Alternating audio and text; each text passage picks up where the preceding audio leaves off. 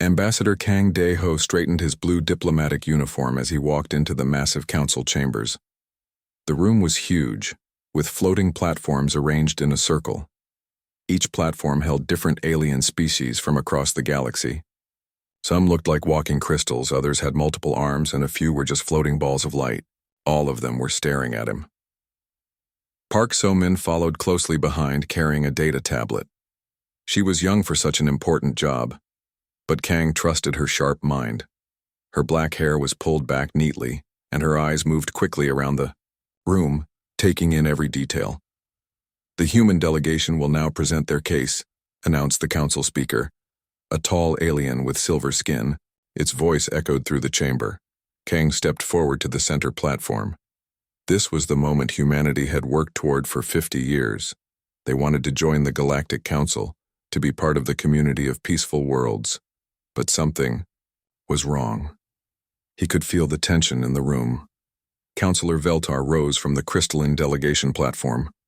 The being looked like a walking diamond, with light dancing inside its transparent body. When it spoke, its voice was cold and sharp. "Before we continue," Veltar said, "we must address a serious concern. The species called humans claim they want peace, but our investigation shows they are the most heavily armed species we have ever encountered." A hologram appeared in the center of the room. It showed human space, dozens of star systems connected by trade routes. But what made the other aliens gasp were the military installations. Every human world had orbital defense platforms. Every trade route was protected by patrol ships. Every colony had underground bunkers and shield generators. "Look at this," Veltar continued. The hologram zoomed in on Earth. "Their home planet has 17 military academies. They have weapons factories on every continent. Their moon is covered with missile launchers." Park So-min whispered to Kang, "Sir, they're making it sound like we're planning for war." Kang nodded slightly. He knew this would come up, but he had hoped the council would be more understanding. The truth was complicated, and he wasn't sure they were ready to hear it. Another alien spoke up, Counselor Thex from the peaceful methane worlds. "We have lived in harmony for 800 years. No major wars, no weapons of mass destruction. Why do humans need so many guns and ships?" More holograms appeared. Human soldiers training with advanced weapons, starships with enough firepower to destroy planets. Military drills that looked more like preparation for invasion than defense. "Every human child learns to fight," Veltar added. "Every human city has evacuation plans. Every human ship carries enough weapons for a small war. This is not the behavior of a peaceful species." Kang felt the mood in the room growing darker. Alien delegates were whispering among themselves. Some were pointing at him with whatever they used for fingers. A few were already moving toward their communication devices. Park So-min noticed something the others had missed. She studied the body language of different alien species. The Clethri, insect-like beings from the outer rim, were not nodding along with the others. Instead, they seemed nervous, almost frightened. Their antennae were twitching in patterns she had seen before when they were worried. "Ambassador Kang," the council speaker said, "how do you explain this military buildup? Why should we trust a species that appears to be preparing for galactic conquest?" Kang took a deep breath. He had orders from Earth. There were things he could say, and things he absolutely could not. The real reason for humanity's military strength was classified at the highest levels. Most humans didn't even know the truth. "Honored Council," he began, "humans have learned through our history that peace must be protected. We do not seek war, but we have seen what happens when good people are not prepared to defend themselves. That is exactly what a conqueror would say," Veltar shot back. The crystal being's inner light was flashing angry red. "You speak of defense, but your weapons are clearly designed for attack." This was partially true, though not in the way Veltar thought. Human weapons were indeed designed for attack, but not against other galactic species. There was something else out there, something the peaceful aliens had forgotten about, something that came back every 1,000 years or so. Park So-min watched the Clethri delegation more carefully. One of them, an elder with scarred chitin, was making subtle hand signals to his companions. She had studied their language and recognized a few words: cycle, return, and harvest time. "We will give you 7 standard days," the council speaker announced. "Provide us with a complete explanation for your military activities. If we are not satisfied that humanity poses no threat to galactic peace, your application will be permanently denied." The session ended with a bang of the speaker's staff. Alien delegates began floating or walking toward the exits, their conversations urgent and worried. Many of them kept looking back at Kang and Park So-min with suspicion. As they left the chamber, Park So-min pulled out her tablet and began taking notes. "Sir," she whispered, "did you see how the Klethri were acting? They seemed afraid, but not of us." Kang nodded grimly. The Klethri were old, one of the few species that had been around for more than 1,000 years. They had genetic memory, passing down important information through their DNA. If they were worried, it might mean they remembered something the others had forgotten. Back in their quarters, Kang activated the secure communications system. The call went directly to Earth, to a number that officially didn't exist. "Control, this is Ambassador Kang. The Council is asking questions. They want the truth about our military buildup." The voice that answered was calm but serious. "You know you cannot tell them everything, Ambassador. The galaxy is not ready to know why we really need those weapons. But sir, if we don't give them something, they'll reject our application. We'll be alone out here. Better alone and prepared than accepted and vulnerable. Stick to the cover story for now. We're working on alternatives." After the call ended, Park So-min looked at her notes. "Sir, what aren't we telling them? What's so dangerous that we can't even hint about it?" Kang stared out the viewport at the peaceful station around them. Ships from dozens of species docked and undocked in perfect harmony. Trade flowed freely. Art and science were shared openly. It was beautiful, and it was exactly the kind of soft target that would be destroyed first when the real enemy returned. "Some truths are too dangerous to share," he said quietly, "especially when people aren't ready to believe them." Outside, unknown to anyone in the station, deep space monitoring equipment registered small fluctuations in dimensional space. Far out at the galaxy's edge, things that had slept for 800 years were beginning to stir. The cycle was starting again, and only humanity was ready for what was coming. The clock was ticking, and Ambassador Kang had 6 days left to find a way to protect a galaxy that didn't want to be saved. Park So-min spent the next morning in the station's main database center. The room was filled with floating screens and data streams from across the galaxy. She needed to find something that would help humanity's case, but she wasn't sure what she was looking for. She started with recent galactic history, the last 1,000 years of peace, trade agreements, cultural exchanges, scientific discoveries. Everything looked perfect. Too perfect. There were no major conflicts, no unexplained disasters, no missing colonies. It was like the galaxy had been living in a golden age. But something bothered her. She pulled up older records going back 1,200 years. That's when things got strange. Before that time, there were records of massive civilizations, entire species with millions of worlds. Advanced technology that made current galactic science look primitive. Then suddenly, most of it was gone. "Excuse me," she said to the database librarian, a floating jellyfish-like creature. "What happened to the Vorthan Empire? The records show they had 5,000 worlds, then nothing." The librarian's tentacles waved dismissively. "Ancient history. Species come and go. Probably civil war or plague. Happens all the time." But Park So-min had studied galactic archaeology. Species didn't just disappear that completely, that quickly. She made a few calls and found someone who might have answers. Dr. Lee Tae-jun arrived that afternoon. He was a tall, thin man with gray hair and tired eyes.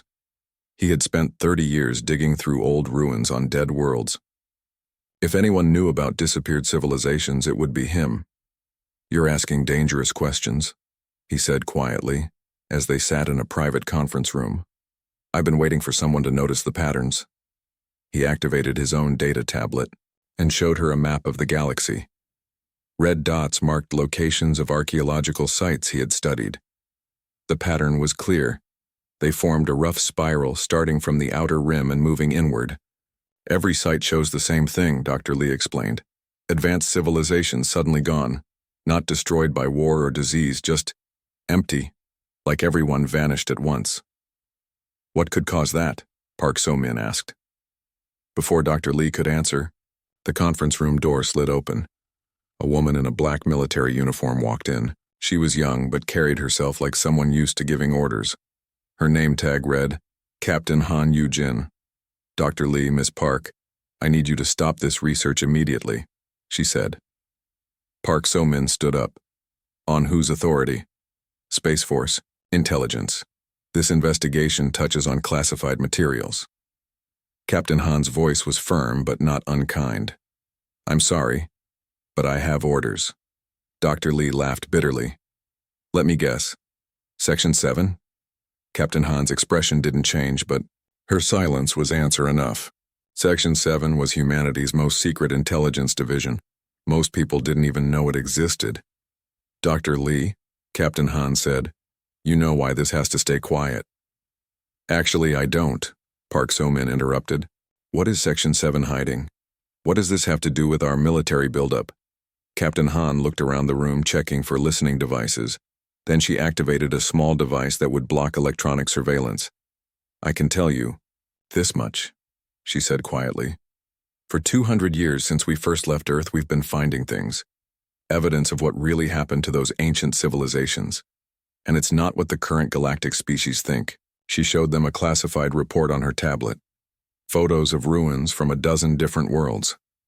At first, they looked like normal archaeological sites. But when Park So-min looked closer, she saw the details that made her stomach cold.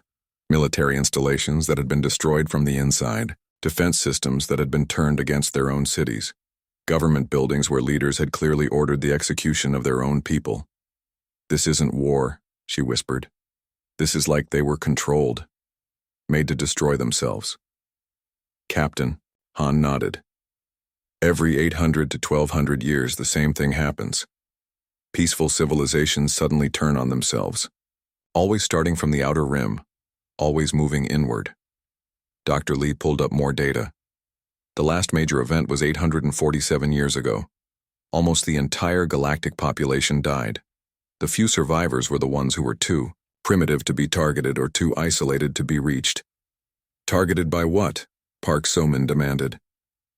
Captain Han and Dr. Lee exchanged looks. There was something they weren't saying. We call them harvesters, Dr. Lee said finally.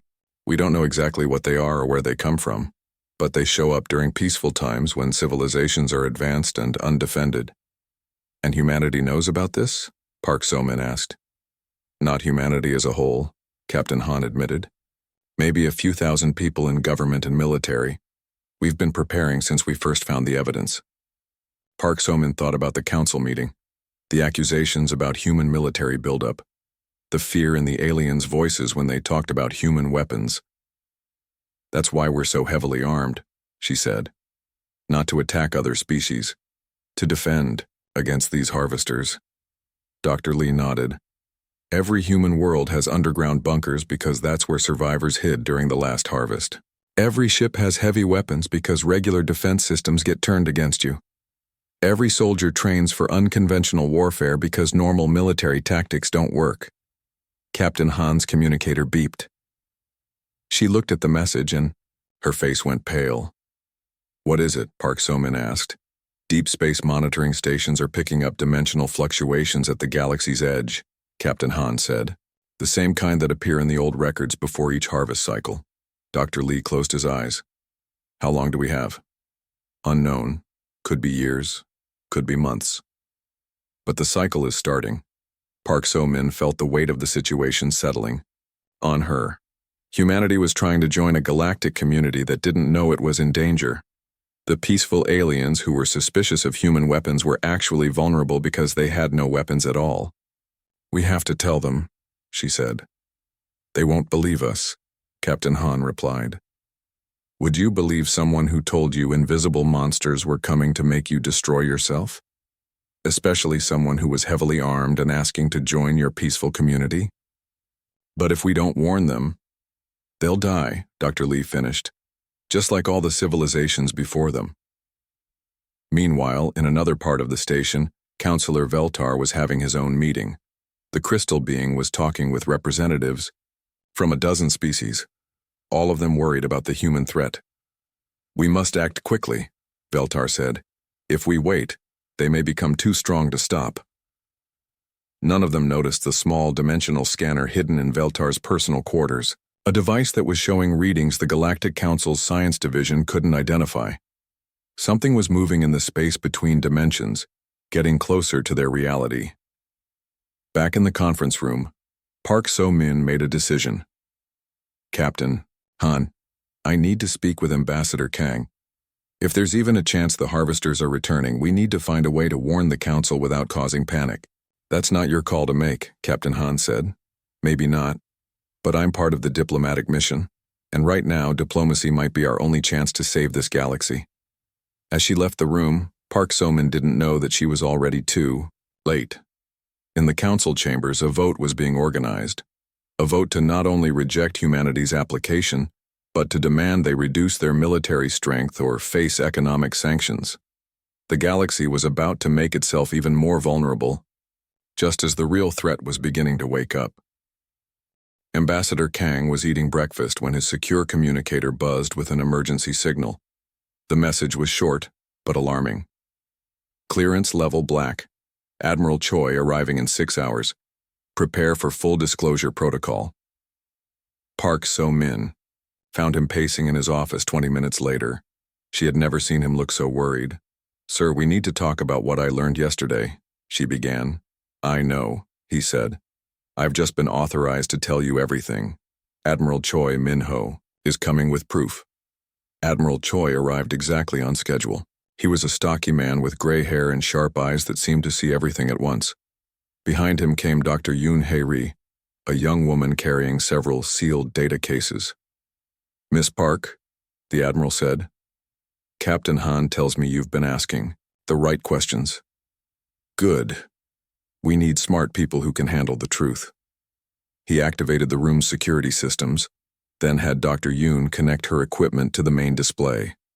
What appeared made Park So-min's blood run cold. The screen showed a map of the galaxy, but not as she knew it. This version was marked with thousands of red dots representing extinct civilizations. The dots were arranged in clear patterns, spirals that moved from the outer rim toward the galactic center. "For 200 years, Admiral Choi began, human, deep space expeditions have been collecting this data. We've visited over 3,000 dead worlds.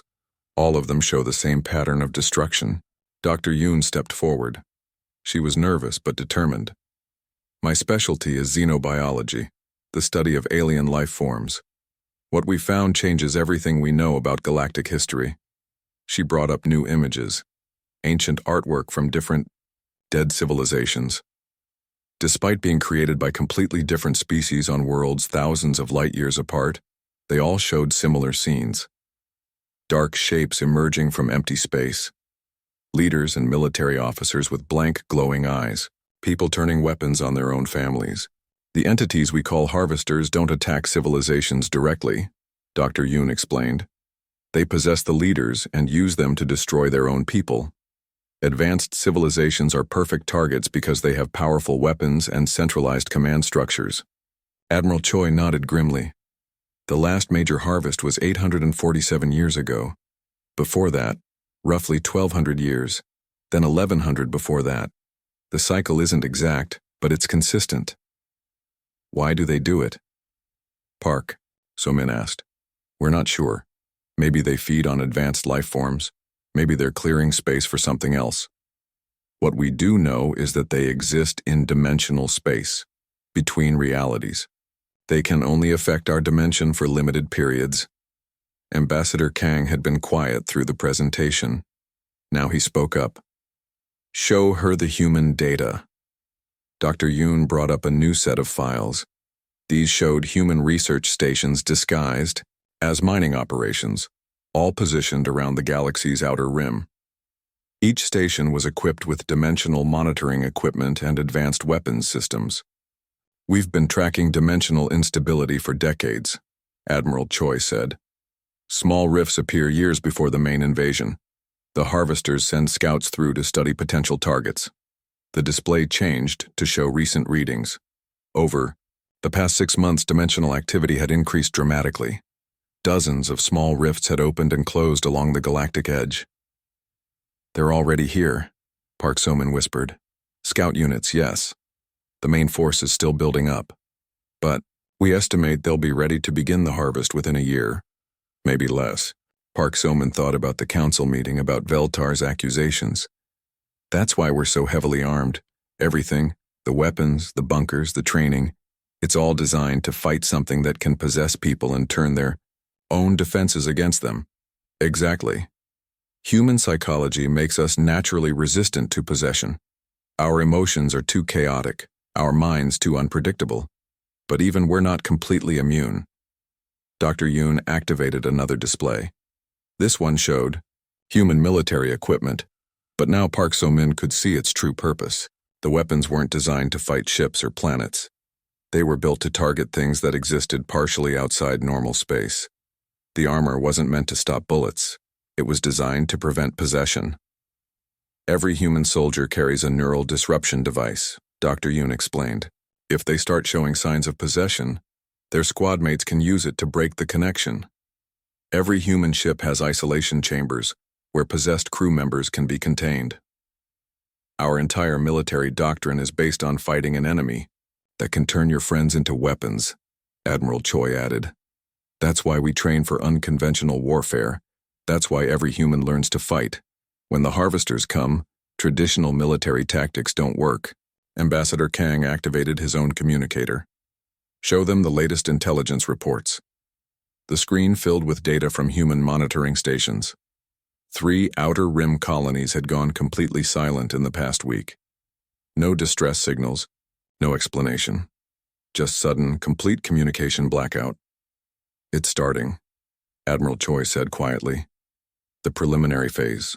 They possess key individuals in remote locations and use them to gather information about current galactic defenses." Park So-min felt sick. The Council doesn't know any of this. They think we're the threat. "Worse than that," Ambassador Kang said. "Veltar is organizing other species to demand we reduce our military strength. If they succeed, we'll be as vulnerable as everyone else when the main harvest begins." Dr. Yoon brought up one final image. It was a recording from an ancient civilization's last transmission translated into human language. "The light comes from the void. Our leaders speak with voices not their own. The fleets turn their guns on the cities. This is how we end, not in war, but in betrayal." "Every advanced civilization has left similar messages," she said. "They all realized what was happening in the final moments, but it was always too late." Admiral Choi stood up. "We have a choice to make. We can try to convince the Council and risk causing galaxy-wide panic, or we can prepare to defend them, whether they want our help or not." "What about the Clethri?" Park So-min asked. "They seemed nervous during the council meeting. Do they remember?" "Genetic memory," Dr. Yoon confirmed. "They're one of the few species old enough to have survived the last harvest, but their memories are fragmented, more like instincts than clear knowledge." Ambassador Kang made his decision.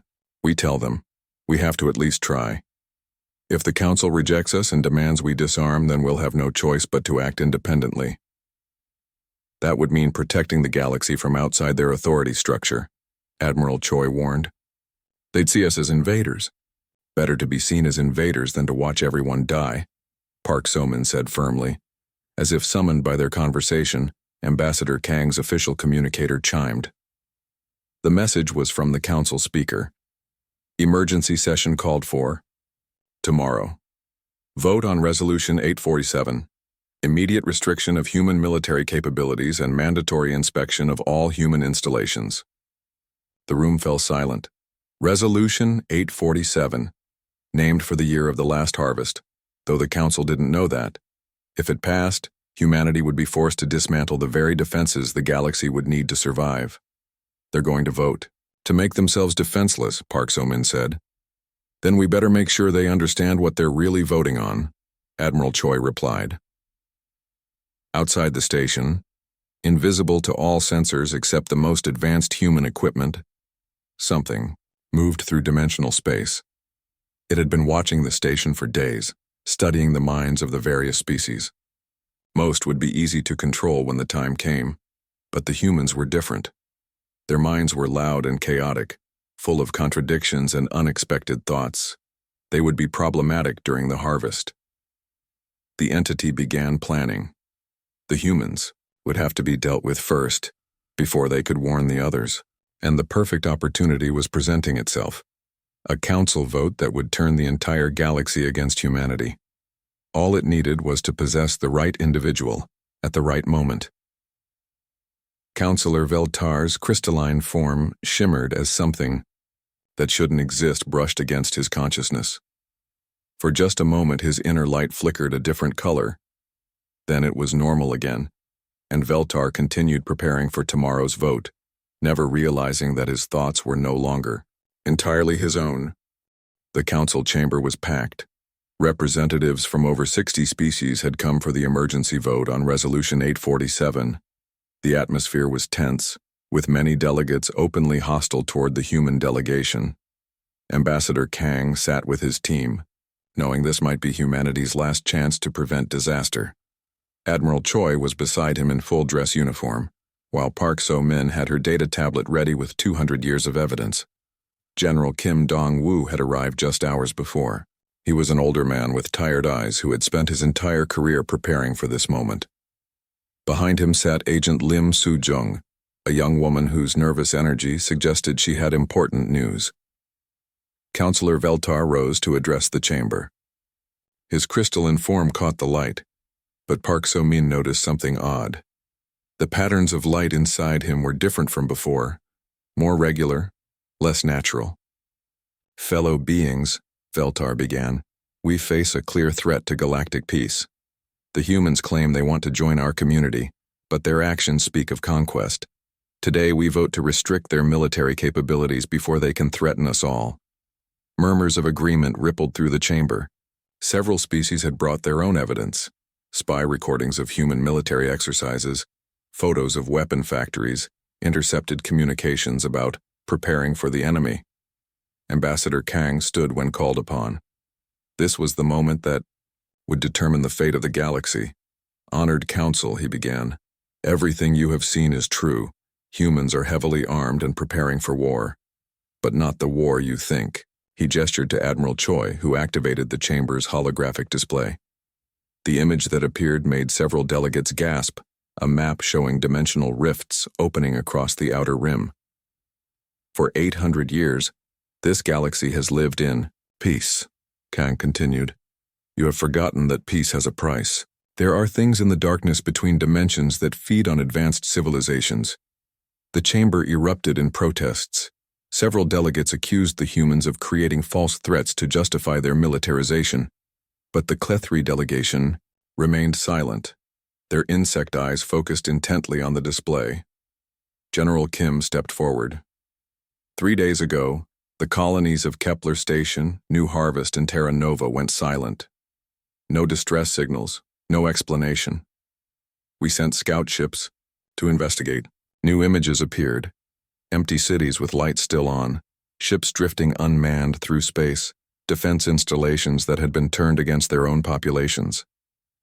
This is the signature of the harvesters, General Kim said. Entities that exist between dimensions. They possess the leaders of civilizations and use them to destroy their own people. Veltar's voice cut through the murmur. Convenient lies. You create false threats to make us accept your weapons.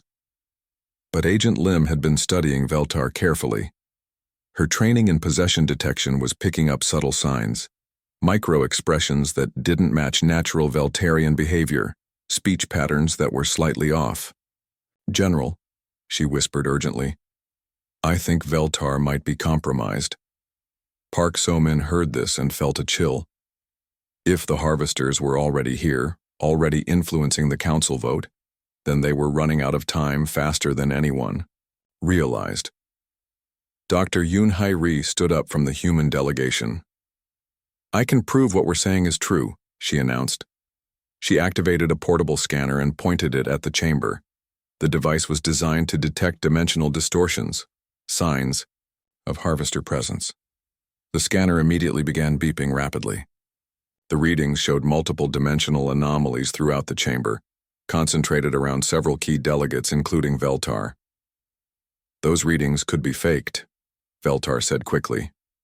"Human technology creating false positives to support their story." But the Clethri elder, Counselor Thixanal, suddenly stood up. His voice was ancient and tired. "The light that consumes," he said in his species' clicking language. "The void spawn. They return in the time of plenty." Other Clethri began clicking in agitation. Their genetic memory was activating, triggered by Dr. Yoon's readings. Images, passed down through their DNA for nearly 1,000 years, were suddenly becoming clear. "The harvest cycle," Thixanal continued in Galactic Common. "Every species that lives long enough sees it. Advanced civilizations rise, prosper, then turn their power against themselves. The mind worms from the deep void make puppets of leaders." Veltar's crystalline form flashed angry red. Superstitious nonsense from a primitive species. Agent Lim had heard enough. She activated her own equipment, a neural disruptor designed to break possession connections. The beam hit Veltar directly. For a moment, the crystalline being's entire form flickered. The light inside him went completely dark, then blazed back to life in a different pattern. When he spoke again, his voice was confused and frightened. What happened? Why am I speaking against the humans? My memory?" Veltar looked around in panic. Something was in my mind, something cold and hungry. The chamber fell silent. The proof was undeniable. Something had been controlling one of their most respected counselors. Admiral Choi activated the main display again. This time it showed the real scope of human preparation. Monitoring stations throughout the galaxy, all reporting increased dimensional activity. Weapon systems designed specifically to target entities that existed between realities. Training programs that taught soldiers to fight possessed enemies. "We have been preparing for this for 200 years, Admiral Choi said. "Not to conquer you, but to protect you. Every heavily armed human ship is a shield against an enemy you had forgotten existed." General Kim brought up tactical displays. "Our military doctrine is based on one principle. We cannot trust our own chain of command. Every unit is trained to operate independently when possession is detected. Every soldier knows how to identify and contain compromised personnel." Park So-min stepped forward with her own data. "The galaxy's peaceful species have strong central governments and unified military commands, perfect targets for possession. The harvesters take control of your leaders and turn your own defenses against you." More evidence appeared on the display. Ancient records from the last harvest showing the same pattern across dozens of civilizations. Leaders suddenly changing policies, military commanders ordering attacks on their own people, entire species turning their most advanced technology into tools of self-destruction. Dr. Yoon activated her biological scanners again. "Humans are naturally resistant to possession due to our psychological complexity. Our emotions are chaotic. Our decision-making process is unpredictable. We're not immune, but we're much harder to control completely." Agent Lim's communicator beeped with urgent messages from human monitoring stations throughout the galaxy. "Admiral, we're getting reports of dimensional rifts opening in 12 sectors. The preliminary harvest is accelerating." On the main display, a real-time map showed the spread of harvester activity. Red dots appeared wherever colonies had gone silent or where dimensional readings spiked. The pattern was clear, a spiral moving inward from the outer rim just like the ancient records predicted. Veltar, still shaken from his experience, spoke with his natural voice. "How long do we have?" General Kim consulted his reports. "Based on historical patterns, the main harvest begins when approximately 10% of galactic infrastructure is compromised. We estimate 6 to 8 months. What do you need from us?" asked Counselor Thixanal. The Clethri elder's genetic memory was fully active now, showing him fragments of the last harvest.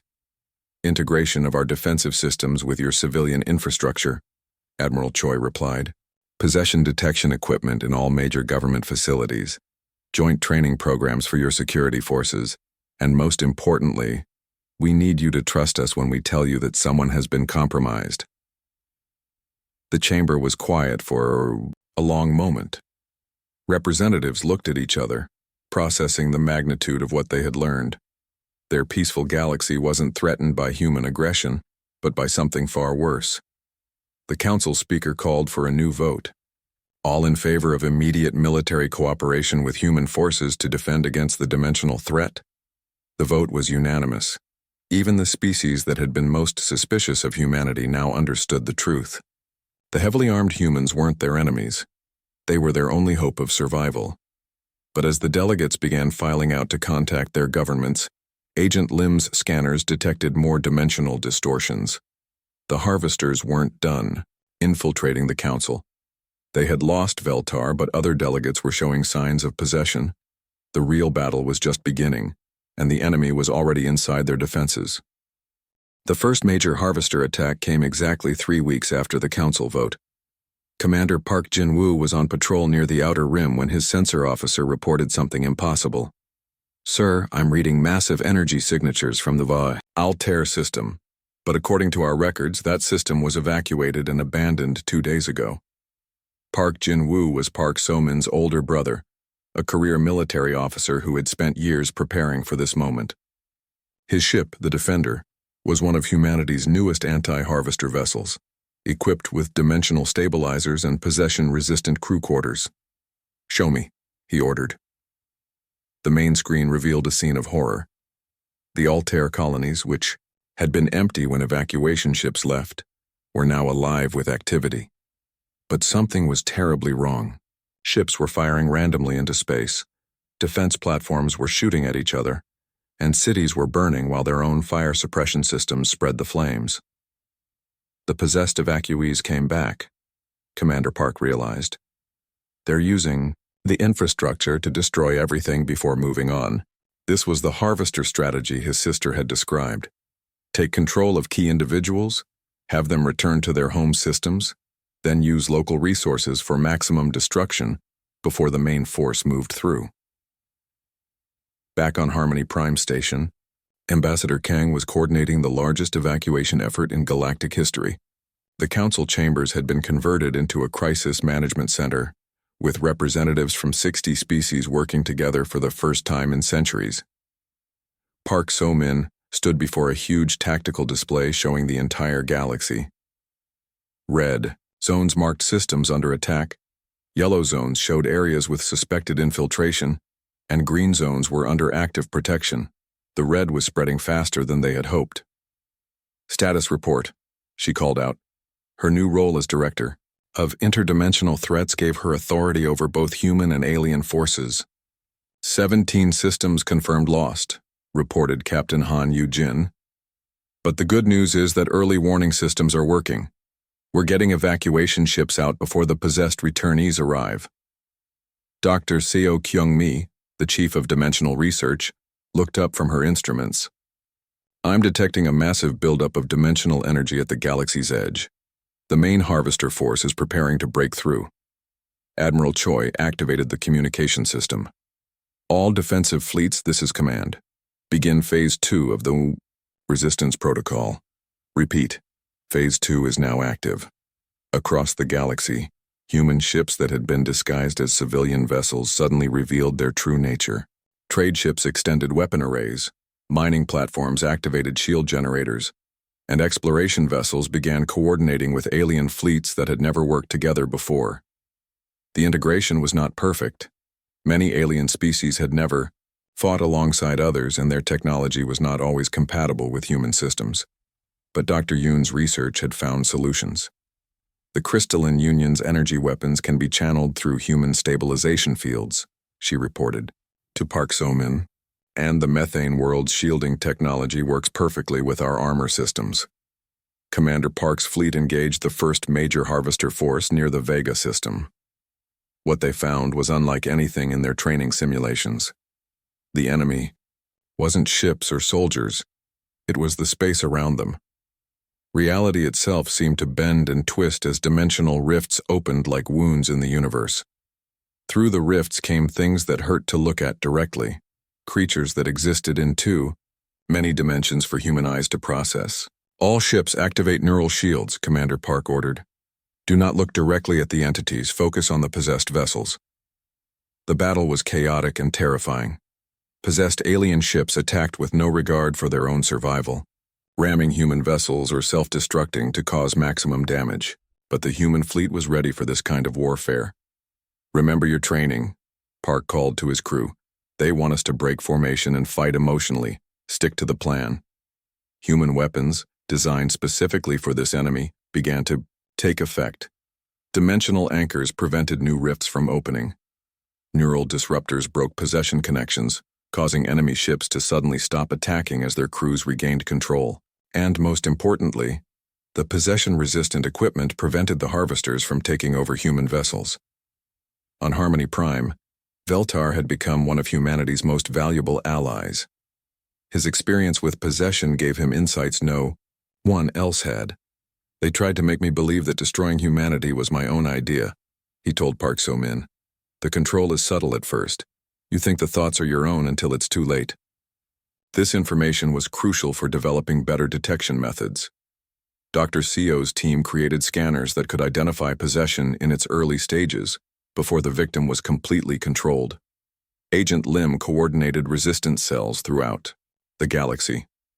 Her job was to identify and contain possessed individuals before they could cause major damage. It was dangerous work. Possessed beings retained all their original knowledge and abilities, while being completely dedicated to the harvesters. Kolsinder, the real breakthrough came when Dr. Yoon made a crucial discovery about the harvesters themselves. They're not just destroying civilizations for food or resources, she announced to the crisis team.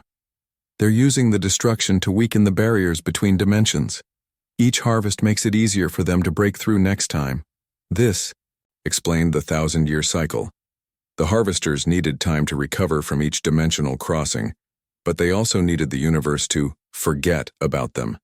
Peaceful civilizations that dismantled their defenses were perfect targets. If we can stop this harvest, Park So-min realized, we might be able to break the cycle permanently. Admiral Choi brought up a new tactical display. Our deep space monitoring stations have identified the main dimensional weak point. The harvesters are using it as their primary gateway. If we can collapse it while they're still partially on the other side, we trap them between dimensions. General Kim finished, cut off from both universes. It was an enormous risk. The plan required every available human ship plus voluntary alien vessels to create a massive dimensional anchor network. They would have to get close to the main harvester force while it was at its strongest. Commander Park's fleet was chosen to lead the assault. As they approached the dimensional weak point at the galaxy's edge, his sensors showed something that defied description. Space itself was torn open in a wound thousands of kilometers wide, with things pouring through that belonged to no universe humans could understand. All ships, begin dimensional anchor deployment, he ordered. Remember, once we start this, there's no retreat. Either we close that rift or everything we've ever known gets harvested. The final battle was unlike anything in galactic history. Human ships worked alongside former enemies, their combined technology creating weapons and defenses that neither species could have built alone. Crystalline energy matrices powered human neural disruptors. Methane world shields protected Clethri attack ships. Insectoid navigation systems guided human missiles through dimensional distortions. Park So-min watched from the command center as her brother led the assault. She had helped plan this operation, but now all she could do was watch as the fate of the galaxy was decided at the edge of known space. The dimensional anchor network activated all at once, creating a massive stabilization field around the main rift. The harvesters, caught between dimensions, began to lose cohesion. Their possessed servants throughout the galaxy suddenly collapsed as the connection was severed, but the anchors were taking enormous damage from dimensional feedback. One by one, ships began to disappear as the stress tore them apart. Sir, Commander Park's communications officer reported, we're losing anchor ships faster than projected. The network might not hold. Then we make sure it does, Park replied. He turned to his crew. All power to dimensional anchors. Emergency protocols are now in effect. What followed was a testament to the cooperation that had developed between species. Ships from dozens of different civilizations flew directly into the collapsing rift, using their own destruction to strengthen the anchor network.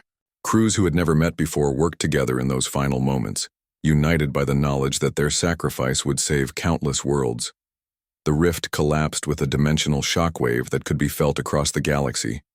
When the sensors cleared, the main harvester force was gone. Not destroyed, but trapped in the space between universes where they could no longer affect normal reality. The galaxy had survived, but at enormous cost. Thousands of ships were lost, entire systems had been evacuated, and the scars of battle would take generations to heal. In the aftermath, as rescue ships searched for survivors and refugee fleets began returning to their homes, Park So-min stood in the rebuilt council chambers. The representatives gathered there were different from those who had voted on Resolution 847. They had seen the reality of interdimensional war and understood the price of unpreparedness. The Galactic Defense Protocol is now in effect, announced the council speaker. All member species will contribute to dimensional monitoring networks and anti-possession training programs. Never again will this galaxy be caught defenseless. Ambassador Kang, promoted to Director of Galactic Security, addressed the assembly.